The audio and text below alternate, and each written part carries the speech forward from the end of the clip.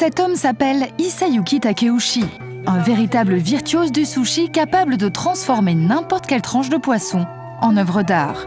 Des gestes calibrés au millimètre, une précision d'orfèvre, son savoir-faire semble inimitable. En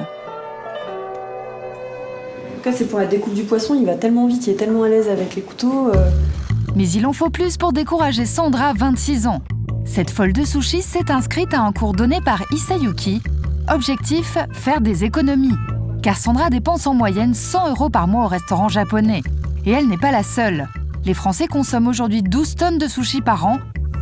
La solution pour dépenser moins, apprendre à les faire soi-même. On est prêt. On va commencer d'abord maki. Les makis, ce sont ces petits rouleaux enroulés d'algues. Au programme du cours, donc, 2 rouleaux de maki et 2 sushis, le tout au saumon. Mais avant toute chose, il faut préparer le fameux riz vinaigré. Pour ça, il faut bien sûr du riz japonais, environ 4 € le kilo. Bon, le riz. Un bol de riz. Mais faire du riz à sushi, ce n'est pas une mince affaire, c'est tout un rituel. D'abord, mettez-le à tremper pendant 1 heure minimum. Ensuite, égouttez-le, puis remettez-le dans la casserole avec un bol d'eau. Faites cuire à feu moyen jusqu'à ébullition, puis couvrez et baissez le feu au minimum. Le cuisson, c'est 45. Et ce n'est pas fini. Faites ensuite chauffer 5 centilitres de vinaigre de riz et 15 g de sucre pendant 3 minutes. Une fois que le riz est prêt, laissez-le refroidir avant d'incorporer le vinaigre sucré. Et voilà, il ne reste plus qu'à le transformer en maki. Et pour ça, il y a un accessoire indispensable. On est sur la planche. Il y a un sens? Ouais, côté la peau. Ce côté-là? Ouais. L'outil essentiel à la fabrication des fameux rouleaux, c'est la natte de bambou. On en trouve dans les épiceries asiatiques à 3 €. Voici les ingrédients pour 2 rouleaux. 120 g de riz, une feuille d'algue nori et 30 g de saumon découpé en lanières. Mais attention, pour être sûr de la fraîcheur de votre poisson, précisez bien à votre poissonnier que vous comptez le consommer cru et surtout soyez vigilant. Le chef va maintenant préparer les makis sous les yeux médusés des élèves.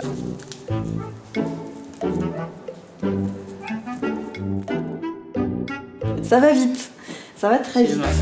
Pourtant, il va falloir se lancer. Première difficulté, prendre la bonne quantité de riz. Pour un rouleau, il faut environ 60 g. Et si le chef a le compas dans l'œil, ce n'est pas le cas de Sandra. J'ai des plus petites mains que le chef, donc voilà, ça fait pas la même quantité sur ma feuille de nori. Une fois que l'algue est tapissée de riz, disposez les lanières de saumon au centre. Dernière étape cruciale, le roulé du maki. Il suffit en fait de rouler la natte en bambou, bien appuyée, puis dérouler. Ensuite, recommencez l'opération pour une meilleure tenue. Il ne reste plus qu'à découper les rouleaux. Mes premiers makis dans un cours. Voilà, avec un chef. Les makis sont prêts, et maintenant place à la préparation des sushis. Le plus difficile est la découpe du saumon. Devant la dextérité du chef, Sandra est un peu paniquée. Faudrait peut-être que je revoie avant de refaire. Mais pour le chef, tout est une question d'entraînement. Voici ses conseils pour réussir de bons sushis. Conseil numéro 1, maîtriser les quantités. 20 g de poisson, 20 g de riz. Même quantité. Moi, je pense que c'est très important. Conseil numéro 2, travailler rapidement. Vous allez essayer de travailler le plus rapidement possible. Si vous gardez le poisson sur la main, ça chauffe. C'est vrai que ça abîme le poisson. Et bien sûr, mangez-les le plus vite possible. La leçon est terminée, prix du cours 100 €. En 1 heure, Sandra a réalisé un plateau complet, digne d'un vrai restaurant de sushi. C'est bien fait. Et puis, la taille de sushi aussi, bien. Très joli, mais aussi très économique. Au restaurant, un plateau comme celui-ci lui reviendrait à 10 € minimum.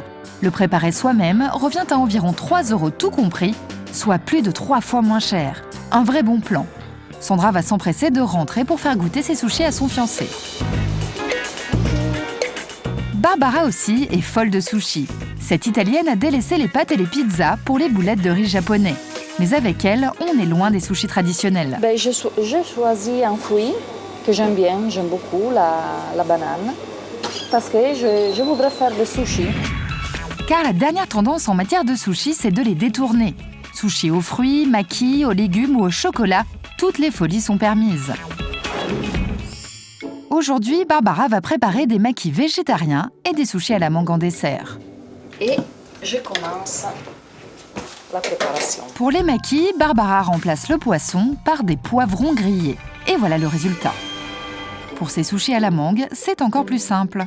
Alors maintenant que notre riz est prêt, je vais lui ajouter un peu de sirop de rose pour lui donner un bon parfum. Barbara a remplacé le vinaigre de riz par du sirop de rose.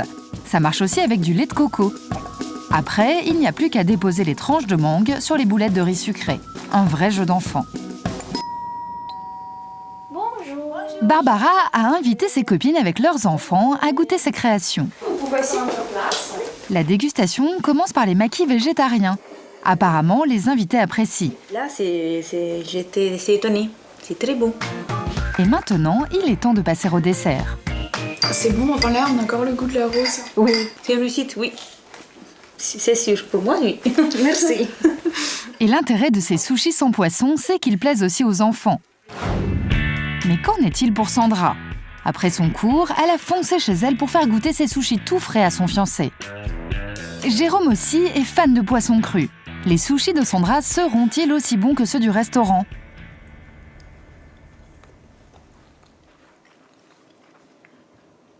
Approuvé. Mais souvenez-vous, avant de vous lancer, veillez à respecter les 3 règles élémentaires.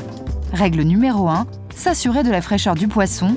Règle numéro 2, respecter scrupuleusement l'équilibre riz et poisson. Règle numéro 3, préparer ses sushis rapidement pour éviter l'altération du poisson. Grâce à ces conseils, vous devriez réussir vos sushis sans souci.